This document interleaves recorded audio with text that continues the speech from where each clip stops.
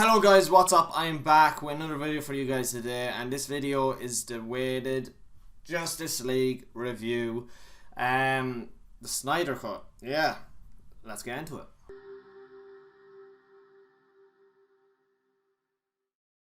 Anyways guys, so yeah, the Snyder cut, Justice League. Hashtag restore the Snyderverse. I heard news about Warner Bros. Saying they're not gonna. That was a big mistake, Warner Bros. Big mistake. I'm not gonna even go into what Justice League is about because we already know. It's basically the same premise as the one in 2017, except for there's way more footage and some parts you can tell there were the original shots than the reshoots that were made in 2017. Also, Steppenwolf looks actually badass, and he actually has a proper story now. You can understand what he's doing, like why he's doing it. And yeah, his character development is way better in this movie than it was.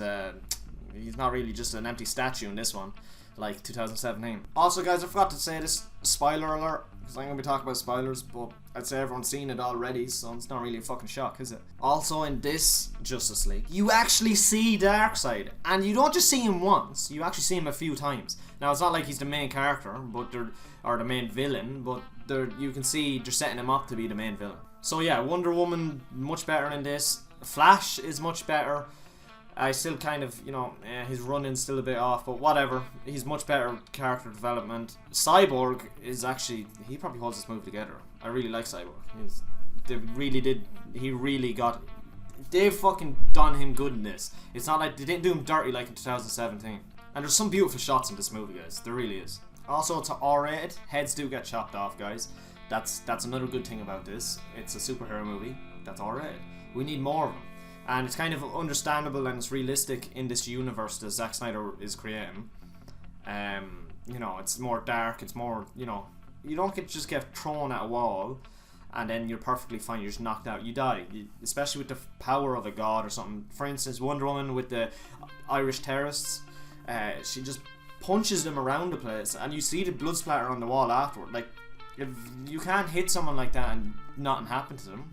Oh yeah, he's fine, he's just arrest him. He'll wake up later in the cell. No, they fucking got their head smashed in and there's blood everywhere. So in that sense, it's much better, it's more realistic, it's more down the ground as well. It just shows how strong these heroes are as well.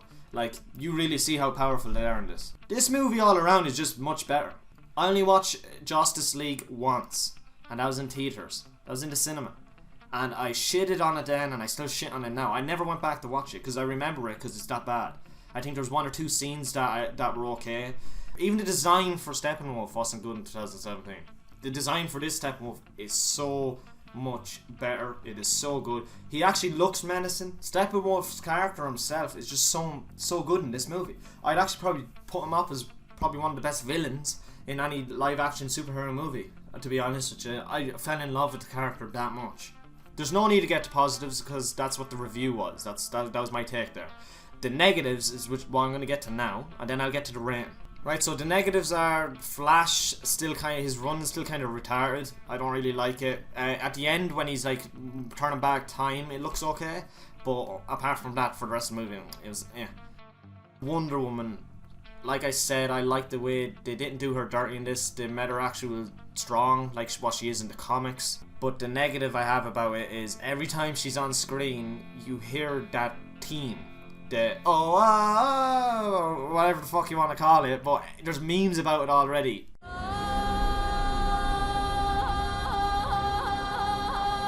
I do think it's a bit overused, and yeah, it is overused. There's no point saying it's not, because it is. And I know it's stretched out over 4 hours, but I was looking at a clip there last night of all the clips of it in it, and it's like over 2 minutes of the theme.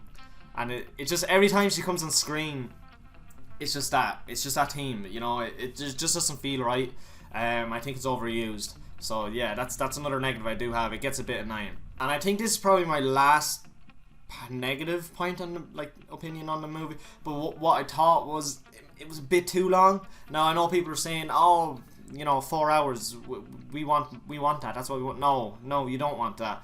Personally, me, I don't mind movies that are 4 hours once they're not boring.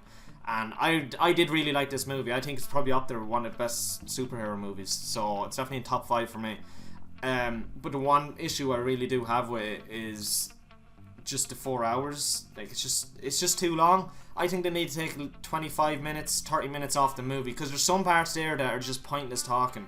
It's almost like they just wanted to throw it in just to add more characters into it. Yeah, like Martian Manhunter, for instance. I'm pretty sure that was going to be Green Lantern, but Warner Bros. Didn't want Zack to do that, so he just threw Martian Manhunter. Now, I don't mind that because it actually kind of set him up, and you're like, oh, Martian Manhunter, cool. But there's just other scenes, you know, in the movie that I don't think need to be in it, or they just drag out a bit too long. So I think there should be 20 minutes to half an hour took out of it, and then I think it'd be just perfect. But even though I'm saying that, every movie has its boring parts of the movie, like where it kind of drags out and then picks up again. So even if it is 4 hours, even though it is 4 hours, it's still really good. I just think personally, if it took 20 minutes, maybe a half an hour off, it'd be much better. And that's really all the negatives I have about the movie. They're just kind of little things, like nitpicky things, because they're just kind of annoying. But apart from that, the movie's solid. People did complain about the slow motion. Personally, I don't mind the slow motion because it just makes beautiful cinema, in my opinion. Like when it's, you know, it's beautiful pictures. Zach's really good at doing that kind of stuff, so I didn't mind that. Now, when I first watched the movie, I was thinking of giving it between a 6 out of 10 and a 6.5. And if I was being generous, it would have been a 7. But that was my first time watching the movie. I watched it again, and the second time I fell in love with it even more. And I really do love the movie now. So I'm pushing towards, you know, it's obviously going to be higher. I'm going to give it a 7.5 out of 10. And yeah, guys, you can shit at me saying, what are you doing? It should be a 10 out of 10. It should be an 8 out of 10. It should be a 9 out of 10, not a 7.5. But trust me, a 7 out of 0.5 out of 10 for me is really good. That's a very good movie. Like I told you, there's parts in the movie that I didn't like, which just bumps it down. Those little nitpicky things, especially the half an hour thing, where they need to take it bumps it down from like an 8 to 7.5, maybe even an 8.5. But for me, for now, at the moment, it's a 7.5 out of 10, which is still really good. I would still really fucking love the movie. And guys, can we get can we start hashtagging to release the original Suicide, the Ayer cut, or is that how you say his name, Ayer or Ayer? But yeah, that movie was meant to be way better as well, and actually connect more to Zack Snyder's version as well, and there's more Batman in that too. But yeah, overall, they're the main problems I have with the movie, and like I said, there's much more positives about the movie than there is negatives. I much prefer this over Endgame. I didn't like Endgame. I don't even really like the Marvel Universe. I think the best Marvel movie is probably Thor Ragnarok. This is really good. This was like a fucking breath of fresh air for me, this movie was. I really do love the movie, and I'm definitely going to watch it again multiple times over, because that's what I do to movies I love. But like I said, they're just the main little problems I have, which bumps it down to a 7.5 instead of an 8 or an 8.5. But yeah, so that's my review, that's my rating. It's a 7.5 out of 10. Now this could change in the future, maybe in a year or two, if I really love the movie. If I love it even more than what I do now, it'd probably bump up to an 8. I don't know, but yeah, for now it's a 7.5 out of 10. That's my mind at the moment. But yeah, tell me what you guys thought. What would you have rated it? And yeah, don't forget to smash the like button and subscribe if you're new. Anyways, guys, I will see you next time. Goodbye.